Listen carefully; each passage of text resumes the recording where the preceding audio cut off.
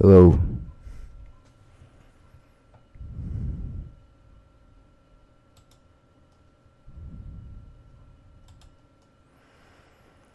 All right. Well, I just want to speak out here to all those that are willing to listen, that are willing to understand the times that we live in, that we're playing for all the marbles this time around.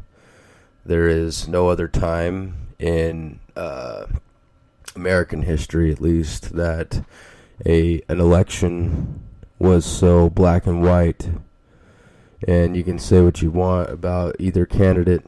It doesn't really matter, because one represents the horrible place that we are at as a country right now, and the other represents a outsider coming in wanting to rock the foundation of this establishment that's put us in this position. So I just let you know right now that Hillary,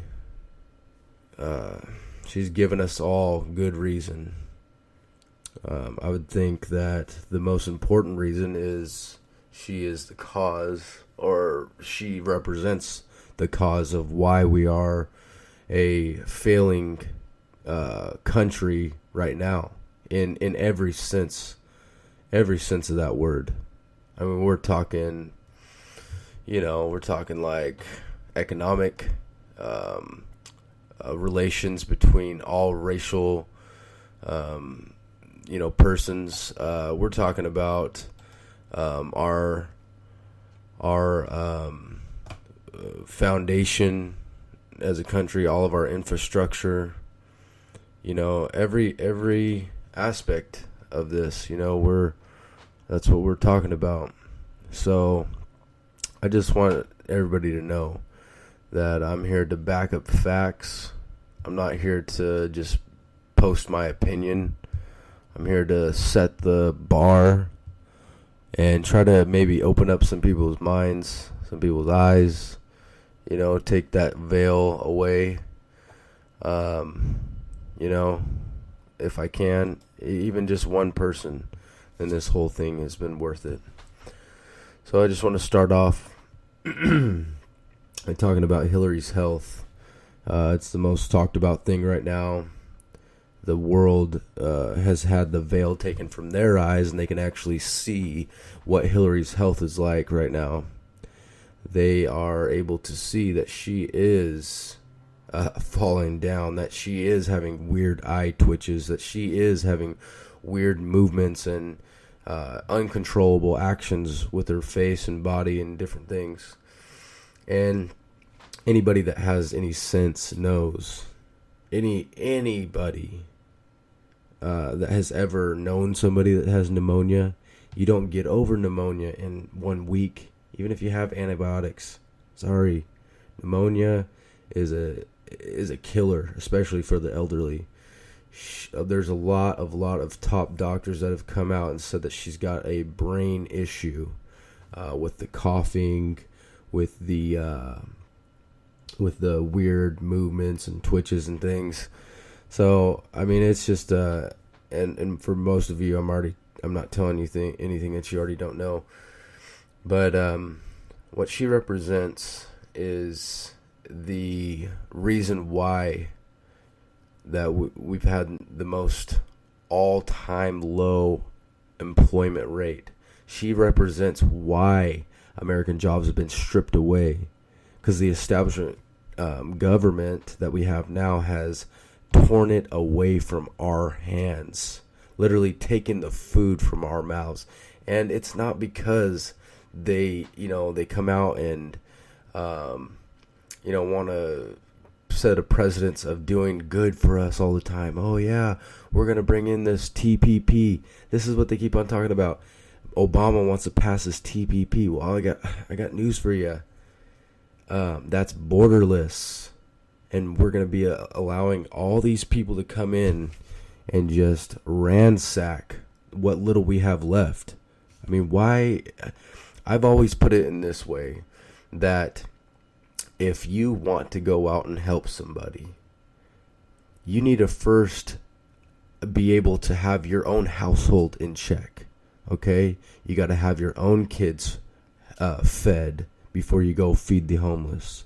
You got to have your own wife on good terms with you before you can go and help somebody else's marriage count, try to help a friend with their marriage or their relationship or whatever. The Bible says take the plank from your eye, take the log out of your eye before dealing with the speck in your friends. And that's so true. We're always trying to help other people and tell them what they should be doing and tell them how they should live. But the deal is that if we don't got our country in order, and we don't have our people in healthy condition, and our homes in healthy condition, we are in no position. We need to pull this log out of our eye that we think we're better than these other countries. Yeah, America's great, and it's the best country on earth, but we can't help these migrants. They're going to come over here and be stuck unemployed, just like most of us working class people are. Okay? I run a business, and it's hard out there. You got your ups and downs, you got your dry points, and you got your good points, where the work's flowing in. But these people coming over here, we're not healthy enough. Not to mention, I'm not even gonna get into the fact that we're not vetting them, and and Donald Trump Jr. came out and said, "Hey, if I handed you a bowl of Skittles, but I told you 3 of them were poison, would you go and eat from it?" Of course you wouldn't. Of course you wouldn't risk your life and your family's life. You'd pour that you'd send those a bowl of Skittles back where they came from. So, Hillary comes out, she's bashing Trump, on this bombing thing, that Trump comes out immediately and says bombing, and says we need to get tough on these guys. Obviously, he's referring to radical Islamic terror. Those are the only guys that are bombing us and shooting us and killing our people, okay? And yet we're letting these people in from these war-torn areas. It's ridiculous. Insanity? Yeah, since 2000, when, 2001, 15 years ago, when the Twin Towers fell, we brought in more Muslims from those war-torn areas than after the towers fell than before. And yet we still have these attacks over and over and over and over, and the word insanity is doing the same thing over and over and over and expecting a different result. Now, we need to get tough, like Trump says. We need to get real tough real quick, because if we don't, guess what? They were in a little town of Minnesota. A guy went through the mall, hacking people down, asking them, "Are you Muslim?" And if they said no, guess what? They got hacked to the ground. Now let me tell you, we got a little mall here in Modesto, California, okay? That's where we're at right now. And if a Muslim came up through there, or better yet, if he came through there not with a knife but with a gun, what are you going to do? Huh? You going to try and hide? You going to try and run? Because bullets are much faster, friend. Listen to me. You need to arm yourself. You need to go. These cops out here in our cities, they are outnumbered, and they need patriots to stand up. Now, I'm not saying, go about it in a illegal way. Get your concealed weapons permit.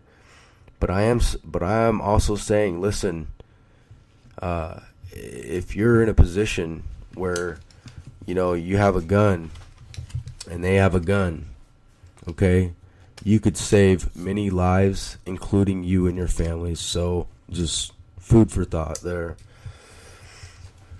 I'd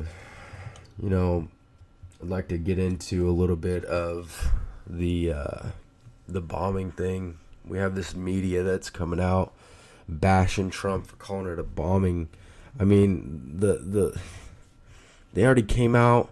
The chief of police already came out and said, yeah, we found pressure cookers. Well, we already know about Boston Marathon bombing. We know they use pressure cookers. We know that's the signature move of these ISIS, whatever, if they're ISIS or, this guy ended up being trained by ISIS that did the bombing in New York and New Jersey. So, I mean, it's just, this media, man, is just brainwashing people. And only 6% of the population trusts the media. The rest of the 94%, they did a poll on it, don't trust the mainstream dying dinosaur media. And for good reason. They're a bunch of liars. They're filth. They're owned by the government. I hate to use the term, but they're prostitutes for the government. They get paid out, and they trade their pay, their good high pay, for the government getting what they want. Isn't that how prostitution works? I give you something if you give me something. Well, the government's in there saying, hey, I'll give you good pay. I'll give you good bonuses. You guys will be living the high life. Megyn Kelly, this Rachel Maddow on MSNBC. Man, they are bought off and have betrayed their people. I mean, even, Megyn Kelly gets out there and she starts talking good about, going in talking about truth, and then she reasons with, Black Lives Matter. She reasons with, oh, well, maybe this bombing could have been somebody else or something. Come on. We need to stop fooling ourselves. Come on. My fellow patriots, we need to stand up. My fellow Americans, my brothers, my sisters out there. We need to stand up against this horrible brainwashing that's going on in our country right now. I mean, if you hear it's a bombing, okay, you call it what it is. You don't hold back. You don't sit there and try to sugarcoat any of that. You call it what it is. You say, hey, and you say, this is radical Islamic terror that has bombed again. And 26 people have to live with shrapnel up in their bodies, never to ever be the same again. Maimed by who? It's a direct cause from our government. Dropping our borders, dropping our sovereignty, dropping our ability to fight this evil that's coming and just taking over. And I'll tell you right now, it's a cancer, and we need to cut it out. Jesus says that it only takes a little bit of bad yeast when you're making bread, and to ruin the whole batch. And our country is being ruined. We need to strip out this yeast. We need to cut out this cancer and begin to mend us back together and stop thinking racially. There's only one race. Let me tell you right now, there is only one race, and that is the human race. There is no black race, there's no white race, there's no Mexican race, there is no Chinese, Japanese, none of this.